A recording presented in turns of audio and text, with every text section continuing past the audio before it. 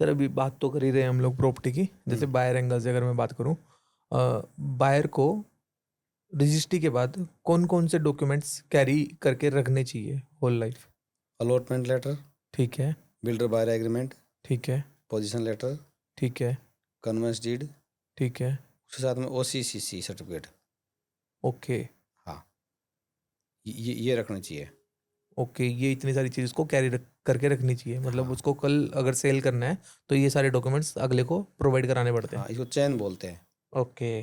पूरी चैन है, बहुत से लोग लेते नहीं, पूरी पूरी चैन है तो लेंगे, क्योंकि फिर बेचने टाइम दिक्कत आती है, बैंक मांगता है, फिर वो सर्टिफाई कॉपी देगा। तो कई लोग क्या करते हैं, 2-3 डॉक्यूमेंट पे ना लोकल आदमी से लोन उठा लेते हैं कि मेरे घर के कागज़ पकड़ो और मुझे 1 करोड़ लोन दे दो। ओके। और वो आधा उधर बेच दिया, आधे डॉक्यूमेंट खुद के पास है, वो आधा कहीं और बेच देता है। हम्म। एक घर को 2 बार बेचता है, फ्रॉड कर देता है वो।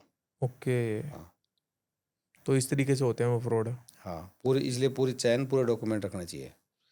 सर ये तो फर्स्ट टाइम हो गया जब हम बिल्डर से बाय कर रहे हैं, हाँ। अगर किसी ओनर से, सेकंड ओनर से बाय कर रहे हैं हम्म। तब भी सेम ही डॉक्यूमेंट्स हाँ, रहते हैं, सेम तब सेम, कुछ ऐड होता है, कुछ एक ऐड चेंज होता होगा, सेल डीड, फिर एक कन्वेंस डीड। है? Okay, sale okay. डीड और कन्वेंस डीड तो बिल्डर ने कर दी, वो बिल्डर ने आपको दी, उसको सेल डीड बोलते हैं। एक वो ऐड होगी, 2 रजिस्ट्री होगी मतलब। ओके, हाँ और एक प्रॉपर्टी टैक्स भी होता है शायद से वो। हाँ, प्रॉपर्टी टैक्स का आजकल गवर्नमेंट ने ये बहुत अच्छा किया हुआ है। हम जैसे आए दिन रजिस्ट्री करवाते रहते हैं। हम्म। पहले लोग, आपने देखा होगा, प्रॉपर्टी टैक्स किसी का 10 लाख है, किसी का 20 लाख है, हाँ वो जी। भरते नहीं। हाँ। हम्म। अभी मैंने एक गोल्फ कोर्स रोड प्रॉपर्टी बेची थी, उसका 9 लाख टैक्स निकला। मैं तुमने भरा क्यों नहीं? बोला हम गए नहीं भरने। तो अभी रजिस्ट्री कराते टाइम गवर्नमेंट ने उनको टोकन इशू नहीं किया कि प्रॉपर्टी टैक्स क्लियर नहीं है, हम्म। तभी टोकन कटेगा। फर्स्ट पहली सीढ़ी आपका प्रॉपर्टी आईडी बनवाओ। प्रॉपर्टी आईडी बनने के बाद आपका प्रॉपर्टी टैक्स है वो ड्यू होगा, तभी आपका टोकन कटेगा रजिस्ट्री के लिए। तो उस टाइम सब लोग अपना भरते हैं, नहीं तो भरते नहीं। ओके। हाँ, जैसे प्रॉपर्टी टैक्स को लेकर मेरी एक और डाउट है, प्रॉपर्टी टैक्स ऑनलाइन भी पे किया जा सकता है हाँ, या किया जा सकता है? ऑनलाइन किया जा सकता है। एनी स्टेट या जस्ट गुड़गांव की बात कर रहे हैं आप? अभी हमारे हरियाणा में तो है, ओके। बाकी स्टेट में भी होगा। ओके। हाँ नहीं, ऐसा हो सकता है कि हमने, लीगली पूछ रही हूँ कि हाँ, हमने रजिस्ट्री करवा ली और बाद में पता चल रहा है कि इस पे टैक्स है, या फिर रजिस्ट्री होगी ही नहीं, आप नहीं कह रहे रजिस्ट्री हो? होगी नहीं, ये बहुत ओके, अच्छा हो गया। अच्छा, पहले ओके। नहीं था ऐसे। हमने ना एक लास्ट पॉडकास्ट किया था, हम्म, ठीक है, वो था गोल्ड के ऊपर बेसिकली। ठीक है। उसने कहा कि जब भी टाइम है, जब भी पैसा है, गोल्ड बाय करो, गोल्ड में इन्वेस्ट करो, gold is a safer investment.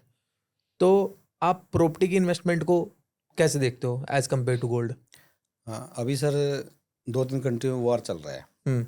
मेरे काफ़ी दोस्त है वहाँ पे, फ़ोन हम्म। भी आते हैं, तो यार यहाँ पे ना लड़ाई होगी। मैं बोला फिर, बोला हमने यहाँ प्लॉट ले रखा है, मेरे मामा जी का लड़का भी रहता है बाहर, ठीक है। तो वो US में। वो बोला यार मैंने यहाँ पे प्लॉट ले रखा है, अब ये सेल नहीं हो रहा, इनको पता है ये इंडियन है, जाएगा, वो नहीं ले रहे। और जो गोल्ड है उसको तो लेके हम आ सकते हैं। हमने प्रॉपर्टी में वहाँ पैसा लगाया था और हम फंस गए। तो गोल्ड तो एक सेफर इन्वेस्टमेंट है। ओके, अगर कंपेयर करें प्रॉपर्टी और गोल्ड को तो हाँ, gold is a safer investment. Gold. अगर एप्रिसिएशन की बात करें, बेसिकली जिसके लिए बंदा पैसा इन्वेस्ट करता है, वो किस में ज़्यादा है, गोल्ड में है या प्रॉपर्टी में? प्रॉपर्टी में, प्रॉपर्टी में। अगर आपने right time, right decision, right जगह पे अगर इन्वेस्टमेंट किया है, तो ये लगा लो आपका बूम है। ओके।